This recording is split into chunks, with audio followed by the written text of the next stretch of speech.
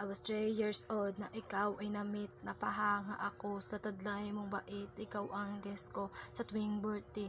Pati sa room ko, ikaw ang display. Di ka na nawala sa alaala. Ikaw lang talaga at walang kagaya. Ikaw ang gusto ng mga friends ko. At di ko alam pati parents ko. Ano bang meron ka na wala sa iba? At napapangiti pag nakita ka sa mga poster at maging sa TV. Inaabangan ang iyong movie. Bata pa ako noon, naramdaman ko to. Ayoko ng iba, ikaw ang gusto ko. At sa amin ko, maniwala ka, mas gusto kita kay Kasadarna.